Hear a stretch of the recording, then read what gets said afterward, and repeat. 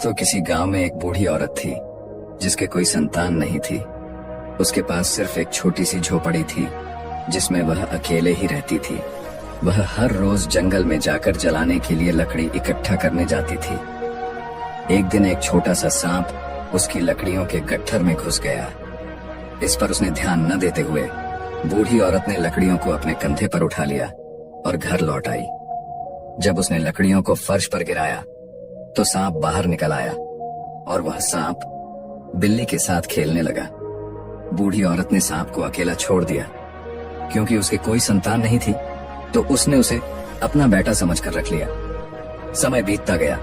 वह सांप कुछ समय बाद बड़ा हो गया। एक दिन उस सांप ने उससे कहा, तुम राजा के पास जाओ और उसे कहो कि वह अपनी बेटी से मेरा विवाह कर दे। उस बूढ़ी औरत ने कहा, ठीक है मेरे बेटे, लेकिन तुम कैसे उम्मीद कर सकते हो कि राजा तुम्हें अपनी इकलौती बेटी देगा? तुम तो एक सांप हो। सांप ने कहा, इससे कोई फर्क नहीं पड़ता मां, वैसे भी जाओ और हम देखेंगे कि वह क्या कहता है। बूढ़ी औरत ने सांप के कहे अनुसार ही किया और राजा से मिलने चली गई। लेकिन महल के द्वार पर खड़े पहरेदारों ने उससे पूछा कि उसे क्या चाहिए और राजा से उसका क्या काम है, तो उन्होंने उसे अंदर नहीं जाने दिया। फिर भी बूढ़ी औरत ने राजा से अकेले मिलने पर जोर दिया, जब तक कि आखिरकार पहरेदारों ने उसे जाने की अनुमति नहीं दे दी। वह राजा से मिलने गई और उससे कहा, मैं इस बात से बहुत शर्मिंदा हूं, लेकिन मैंने आपसे पूछने का वादा किया था, इसलिए मैं पूछूंगी। मेरा बेटा एक सांप है और वह आपकी बेटी से शादी करना चाहता है। जब राजा ने यह सुना तो वह क्रोधित हो गया और उसने बूढ़ी औरत को सीढ़ियों से नीचे गिरा दिया, जिससे उसका पैर टूट गया। वह लंगड़ाती हुई घर लौटी और सांप को कोसने लगी, क्योंकि वह अब अपंग हो गई थी। सांप ने उससे कहा, अपने पैर की चिंता मत करो, मैं इसे ठीक कर दूंगा, लेकिन तुम्हें अभी हार नहीं माननी चाहिए। फिर सांप ने एक अंगूठी निकाली, उस पर फूंक मारी और कहा, बूढ़ी औरत का पैर ठीक कर दो। तुरंत पैर ठीक हो गया। अगली सुबह सांप ने बूढ़ी औरत को राजा के पास वापस भेज दिया और वही हुआ। लात घूंसों और पिटाई के बाद उसने कसम खाई कि वह फिर कभी महल में पैर नहीं रखेगी। तीसरे दिन सांप ने उससे कहा, फिर से राजा के पास जाओ, ये आखिरी बार है जब मैं तुम्हें भेज रहा हूँ। बुढ़िया पहले तो अनिच्छुक थी, लेकिन चूंकि सांप ने वादा किया था कि यह आखिरी बार है, इसलिए वह राजा के पास वापस गई और उससे कहा, महाराज, मुझे अपने बेटे के लिए आपकी बेटी को पत्नी के रूप में लेना होगा, अन्यथा मैं बहुत बड़ी मुसीबत में पड़ जाऊंगी। राजा ने हंसते हुए उत्तर दिया, मैं अपनी बेटी को निम्नलिखित शर्तों के तहत आपके बेटे को दूंगा। कल तक आपकी झोपड़ी मेरे जितनी बड़ी महल बन जानी चाहिए। आपके दरवाजे से मेरे दरवाजे तक का रास्ता रेशम से बना होना चाहिए और 400 सेवक घोड़ों पर सवार होकर प्रतीक्षा कर रहे होने चाहिए, जो धरती पर मौजूद हर रंग और हर रंग के लिए एक हो।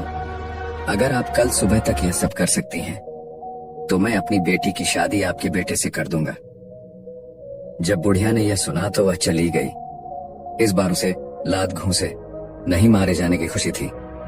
उसने सांप को बताया कि राजा ने क्या कहा था और सांप ने कहा, बस इतना ही, सब कुछ समय पर तैयार हो जाएगा। आधी रात को सांप ने अंगूठी पर फूंक मारी और कहा, बूढ़ी औरत की झोपड़ी राजा के महल से भी बड़े महल में बदल जाए, और झोपड़ी तुरंत महल बन गई। बूढ़ी औरत जो फर्श पर चटाई पर सो रही थी, अचानक खुद को असली बिस्तर पर पाती है, जिस पर नौकरानी के लिए घंटी भी लगी होती है। सांप ने फिर से अंगूठी पर फूंक मारी और कहा, हमारे दरवाजे और राजा के महल के दरवाजे के बीच का रास्ता रेशम से बुना जाए। और ऐसा ही हुआ। फिर सांप ने तीसरी बार अंगूठी पर फूंक मारी और कहा, हर रंग और हर रंग के कपड़े पहने हुए घोड़े पर सवार 400 सेवक हमारी आज्ञा का इंतजार करें। और वे भी आ गए। जब सांप ने अपना काम पूरा कर लिया तो वह सोने के लिए लेट गया। हालांकि ऐसा करने से पहले उसने घोड़े पर सवार सेवकों को घर के चारों ओर पहरा देने का आदेश दिया। अगली सुबह जब राजा उठे तो उन्होंने खिड़की से बाहर देखा और एक बहुत बड़ा शानदार महल देखा और आश्चर्य में पड़ गए कि यह किसका है। उन्होंने अपनी पत्नी को बुलाया और उससे पूछा, क्या यह वास्तव में एक महल है या मेरी आंखें मुझे धोखा दे रही हैं? उसकी पत्नी ने उत्तर दिया, यह एक महल है। कल वहां एक झोपड़ी थी जो एक बूढ़ी औरत की थी। तब राजा को उन शर्तों की याद आई जो उसने बूढ़ी औरत से रखी थी, और वे दोनों, राजा और रानी, अपनी बेचारी बेटी के भाग्य पर विलाप करने लगे। अब उसे सांप से शादी करनी होगी क्योंकि उन्होंने अपना वचन दिया था और उसे तोड़ नहीं सकते थे। दुल्हन को लाने का समय आ गया और घुड़सवार तैयार हो गए। उन्होंने सांप को अपने साथ काठी पर बिठाया और एक गीत गाते हुए राजा के पास चले गए। वहां उन्होंने सांप को घोड़े से उतारा और उसे राजा और रानी के पास ले गए। दोनों बहुत दुखी हुए और अपने आप से सोचने लगे, हमारे लिए अपनी बेटी को मार देना बेहतर होगा। दामाद के रूप में सांप का होना कितना भयानक भाग्य है। परिचारिकाओं ने दुल्हन को उठाया और विवाह संपन्न हुआ। उत्सव के बाद दूल्हे को दुल्हन के कक्ष में ले जाने का समय आया। जब लड़की ने सांप को देखा तो वह डर के मारे चिल्ला उठी। हालांकि सांप ने अपनी त्वचा उतार दी और इतना सुंदर युवक बन गया कि वह पूरी तरह से अभिभूत हो गई। फिर उसने उससे कहा, मेरी प्यारी पत्नी, कभी किसी को यह मत बताना कि मैं रात में एक इंसान हूं और दिन में सांप, क्योंकि अगर तुम ऐसा करोगी तो मैं गायब हो जाऊंगा और तुम मुझे फिर कभी नहीं पा सकोगी। उसने उत्तर दिया, ठीक है प्यारे पति, मैं किसी को नहीं बताऊंगी, लेकिन कम से कम मुझे यह तो बताओ कि तुम्हारा नाम क्या है।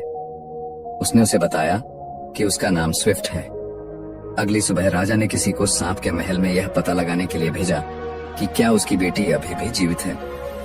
जब उसे बताया गया कि वह ठीक है और चिंता करने की कोई जरूरत नहीं है, तो उसे संदेह हुआ और उसने जो सुना था उस पर विश्वास नहीं किया। अगले हफ्ते राजा ने अपनी बेटी और सांप को दोपहर के भोजन पर आमंत्रित करने के लिए एक नौकर भेजा। जब उसकी बेटी और दामाद आए तो लड़की की मां रोने लगी और कहने लगी, ओह मेरी बेचारी बेटी, हमने तुम्हें इतना दुख दिया है, तुम कितनी दुखी हो। लेकिन लड़की ने जवाब दिया कि वह बहुत भाग्यशाली महसूस करती है। कुछ दिनों बाद शहर के दूसरे हिस्से में एक भव्य विवाह समारोह होने वाला था, जिसमें राजा और उसकी बेटी को आमंत्रित किया गया था। सांप ने अपनी पत्नी से कहा, तुम जाओ, मैं आज शाम को आऊंगा ताकि किसी को पता ना चले कि यह मैं हूं जो मनुष्य में बदल गया हूं। और याद रखो, तुम जो जानती हो उसे किसी को मत बताना, क्योंकि अगर तुम ऐसा करोगी तो तुम मुझे फिर कभी नहीं देख पाओगी। लड़की अकेली विवाह समारोह में चली गई और जब अंधेरा छा गया तो सांप ने अपनी खाल उतारी, कुछ शानदार वस्त्र पहने और उसके पीछे चल दिया। जब दोनों वहां पहुंचे तो सभी लोग आश्चर्य से खड़े हो गए, क्योंकि उन्हें लगा कि कोई देवदूत अभी अभी आया है। थोड़ी देर बाद वह इतनी खूबसूरती से नाचने लगा कि सभी लोग आश्चर्य में खड़े रह गए और सोचने लगे, वह इस दुनिया का कोई प्राणी नहीं है, वह स्वर्ग से आया होगा। लड़की की मां उसके पास बैठी हुई बोली, मेरी प्यारी लड़की, तुम कितनी भाग्यशाली हो, अगर तुम्हारा पति ऐसा ही कोई आदमी हो। लड़की इसे और बर्दाश्त नहीं कर सकी और बोल पड़ी, वह मेरा पति है मां, वह स्विफ्ट है, वह आदमी जिसे मैं प्यार करती हूं। जैसे ही उसने बात की, स्विफ्ट अदृश्य हो गया और किसी को समझ नहीं आया कि वह इतनी जल्दी कहां गायब हो गया। लड़की ने इधर उधर देखा, उसे कहीं नहीं देखा और फूट फूट कर रोने लगी। अब देखो तुमने मुझे क्या करने पर मजबूर किया मां। वह रो पड़ी। उसने मुझे चेतावनी दी कि मैं किसी को न बताऊं कि वह कौन है या वह मुझे हमेशा के लिए छोड़ देगा। मुझे उसकी तलाश में निकल जाना चाहिए। उसने मुझसे कहा कि अगर मैंने उसे खोजने की कोशिश की तो मुझे लोहे के जूते, लोहे की छड़ी और एक यात्रा बैग की आवश्यकता होगी। उसके माता पिता ने उसे वह दिया जो उसे चाहिए था और वह अपने पति की तलाश में निकल पड़ी। वह कई दिन और रात घूमती रही और आखिरकार लड़के सूरज से सलाह लेने गए। घर पर सिर्फ सूरज की माँ और बच्चे थे और बच्चों ने तुरंत लड़की को खाने के लिए उस पर हमला कर दिया। हालांकि माँ ने उन्हें रोक दिया और लड़की को अंदर बुलाया। तुम यहाँ क्यों आए हो? उसने पूछा। लड़की ने उसे सारी बात बताई और कहा, मैं तुम्हारे बेटे सूरज से पूछना चाहती हूँ कि क्या उसने अपनी यात्रा के दौरान मेरे पति को कहीं देखा है? बूढ़ी औरत ने जवाब दिया, सूरज अभी वापस नहीं आया है, लेकिन जब वह वापस आएगा तो हम उससे पूछ सकते हैं। मुझे डर है कि जब वह थका हुआ वापस आएगा और उसे किसी इंसान की गंध आएगी तो वह तुम्हें खा जाएगा। अगर तुम नहीं चाहती तो वह मुझे नहीं खाएगा। लड़की ने जवाब दिया। बूढ़ी औरत को उस पर तरस आया और उसने उसे छिपा दिया। जब सूरज रात के खाने के लिए घर आया, अपनी लंबी यात्रा से थका हुआ, उसने बैठते ही अपनी मां से कहा, मुझे इंसान के मांस की गंध आ रही है, मुझे खाने के लिए थोड़ा सा मांस लाओ, क्योंकि मैं बहुत थक गया हूं। मां ने उत्तर दिया, यहां कोई इंसान नहीं है बेटा, कौन हमसे मिलने आ सकता है? सूरज ने कहा, हाँ जरूर है, मेरे पास इंसान को लाओ, मैं उसे नहीं खाऊंगी, मैं सिर्फ पूछूंगी कि उसे क्या चाहिए। बूढ़ी औरत ने सूरज से वादा करवाया कि वह इंसान को नहीं खाएगा। लड़की को चुपके से बाहर निकाला और सूरज के पास ले गई। लड़की ने सूरज से कहा, मैं स्विफ्ट अपने पति को ढूंढ रही हूँ।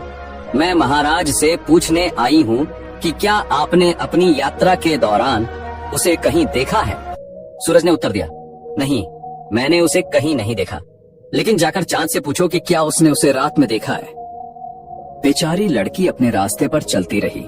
कई दिन और रात भटकती रही, जब तक कि वह आखिरकार चांद के पास नहीं पहुंच गई। चांद भी उसे कुछ नहीं बता सका और उसे हवा के पास भेज दिया। एक बार फिर वह चल पड़ी, इस बार हवा की तलाश में। अब तक वह चलने से थक चुकी थी और अपनी आखिरी ताकत के साथ किसी तरह हवा के घर तक पहुंच पाई। वहां उसे हवा की बूढ़ी माँ और छोटे बच्चे मिले जो उसे खाने के लिए इधर उधर उड़ रहे थे। हालांकि बूढ़ी महिलाओं ने उन्हें रोक दिया और लड़की को अंदर बुलाया। उसने पूछा, तुम यहाँ क्यों आई हो मेरी बेटी? लड़की ने उसे अपनी यात्रा का कारण बताया और बताया कि वह कहाँ गई थी। हवा की माँ ने कहा, हम उससे पूछेंगे, हालांकि मुझे डर है कि जब वह थका हुआ वापस आएगा और किसी इंसान की गंध लेगा तो वह तुम्हें वहीं खा जाएगा। लेकिन लड़की ने एक बार फिर जोर देते हुए कहा, अगर तुम नहीं चाहती तो वह मुझे नहीं खाएगा। बूढ़ी औरत को लड़की पर दया आ गई और उसने उसे छिपा दिया। जब हवा नाश्ते के लिए आई तो उसे तुरंत ही मानव मांस की गंध आ गई और उसने अपनी माँ से कहा, मुझे मानव मांस की गंध आ रही है, मुझे खाने के लिए कुछ लाओ, क्योंकि मैं बहुत थक गई हूँ। माँ ने उत्तर दिया, यहाँ कोई मनुष्य कैसे हो सकता है? लेकिन उसने अपनी माँ से आग्रह किया कि वह मानव को बाहर लाए और अंत में वादा किया, मैं मानव को नहीं खाऊंगी माँ, लेकिन उसे बाहर निकालो ताकि मैं उससे कुछ सवाल पूछ सकूं। माँ ने हवा से उसकी शपथ दिलवाई और लड़की को बाहर ले आई। हवा ने उससे पूछा कि उसने इतनी सारी मुसीबतें क्यों उठाई। लड़की ने कहा, मैं स्विफ्ट की तलाश में हूँ, जो मेरे पति हैं। उसे गायब हुए बहुत समय हो गया है और मैं उसे ढूंढ नहीं पाई हूँ। हवा ने कहा, तुम्हारे पति को समुद्र के पार कुलशेद्र ने बंदी बना रखा है, वह यहाँ से बहुत दूर है। लड़की ने उससे विनती की, मुझे उसे ढूंढना ही होगा, चाहे वह कितनी भी दूर क्यों ना हो। मैं आपसे विनती करती हूँ कि महामहिम मुझे अपने साथ समुद्र के पार ले जाए। हवा ने जवाब दिया, मैं तुम्हें अपने साथ ले जाना चाहती हूँ, लेकिन मुझे डर है कि तुम रास्ते में गिर जाओगे, क्योंकि मैं बहुत तेज हूँ। लड़की ने उसे आश्वस्त किया, नहीं, मैं नहीं गिरूंगी, कृपया मुझे अपने साथ ले चलो। हवा को लड़की पर दया आ गई और उसने उसे अपनी पीठ पर उठा लिया और कहा, मेरे बालों को पकड़ो और नीचे मत देखो, नहीं तो तुम्हें चक्कर आ जाएगा। हवा ने एक तेज झोंका मारा और लड़की को समुद्र के पार ले जाकर एक झरने के पास छोड़ दिया। बेचारी लड़की अभी आराम करने के लिए बैठी ही थी कि अचानक पहाड़ों से एक भयानक दहाड़ गूंजी। झरने पर एक कुलशेद्र प्रकट हुआ और लड़की को देखते ही एक पैर पर उछलने लगा और चिल्लाने लगा, पहले मेरे पास एक था, अब मेरे पास दो हैं, मेरी प्यारी। उसने लड़की को पकड़ लिया और उसे अपने घर ले गया, जहां स्विफ्ट को बंदी बनाकर रखा गया था। उसने अपनी पत्नी को तुरंत पहचान लिया, लेकिन कुछ कहने की हिम्मत नहीं हुई, क्योंकि वह कुलशेद्र से डर गया था। यह सुनिश्चित करते हुए कि कुलशेद्र को पता न चले, उसने अपनी अंगूठी एक जगह में फेंक दी जिसे पत्नी को धोना था। ताकि उसे पता चले कि वह वहां है। और ये काम कर गया। जब वह जग धो रही थी तो अंगूठी उसके हाथ में आ गई और उसने पहचान लिया कि यह उसके पति की है। बाद में जब उन्हें एक दूसरे से मिलने का अवसर मिला तो उसने फुसफुसाकर उससे कहा, जब कुलशेद्र मौजूद हो तो मुझसे बात मत करना, नहीं तो वह हमें खा जाएगा। कुलशेद्र ने उन दोनों को खूब खिलाया ताकि बाद में वह उन्हें खा सके, पहले पत्नी को और फिर पति को। उसने उनकी बातें भी सुन ली थीं। एक दिन कुलशेद्र ने पत्नी से कहा, बेटी, जब मैं रात के खाने के लिए वापस आऊंगा तो मैं घर के कुछ हिस्सों में झाड़ू लगा हुआ और कुछ में बिना झाड़ू लगा हुआ देखना चाहता हूं। बेचारी पत्नी सोच रही थी कि क्या करे। तभी उसका पति जाग गया और उसने पूछा कि वह क्या सोच रही है। उसने उसे कुलशेद्र के आदेशों के बारे में बताया और कहा कि वह सोच रही है कि उनका पालन कैसे किया जाए। पति ने कहा, मुझे सब कुछ संभालने दो, रोटी का टुकड़ा ढूंढो और उसे यहाँ लाओ, इससे फर्श साफ करो और जब तुम उसे रखो तो उसे अपने पीछे खींच लो। इस तरह घर के कुछ हिस्से झाड़ू लगे रहेंगे और कुछ नहीं। और इसलिए पत्नी ने वही किया जो उसके पति ने सुझाया था। जब शाम को कुलशेद्र घर आया और उसने पत्नी से पूछा कि क्या उसने अपना काम पूरा कर लिया है, तो उसने जवाब दिया, हाँ, मैंने काम पूरा कर लिया है माँ। कुलशेद्र ने चारों ओर देखा और पाया कि सब कुछ ठीक वैसा ही किया गया था जैसा वह चाहता था।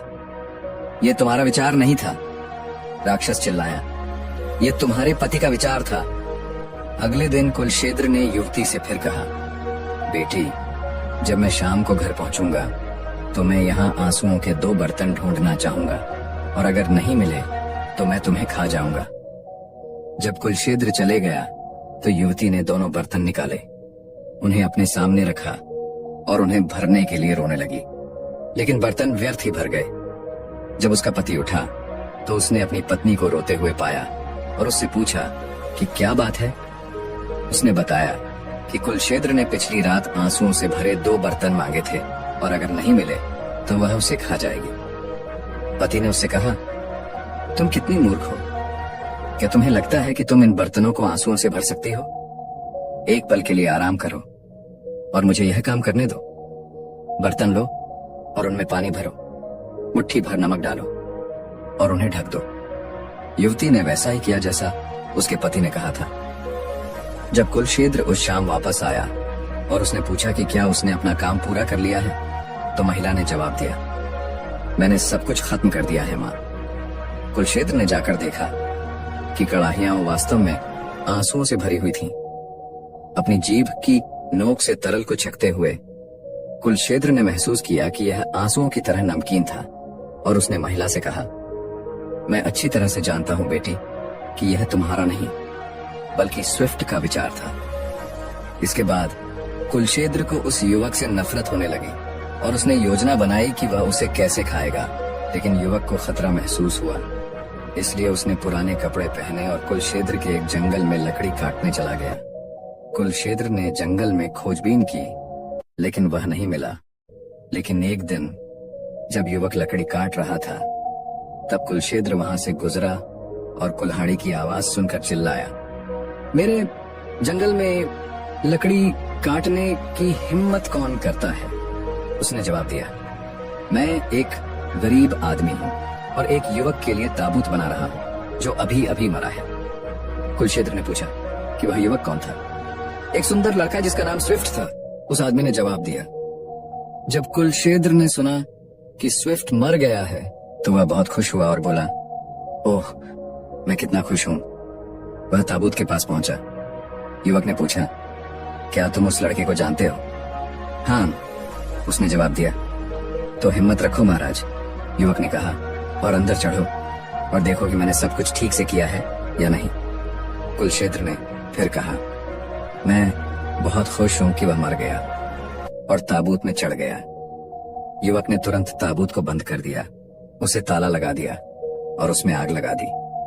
जब उसने यह सुनिश्चित कर लिया कि कुलशेद्र जलकर राख हो गया है तो वह घर लौट आया और अपनी पत्नी से कहा, कुलशेद्र हमेशा के लिए चला गया है, अपना सामान पैक करो और चलो घर चलते हैं। फिर उन्होंने अपना सारा सामान समेटा और घर वापस चले गए और हमें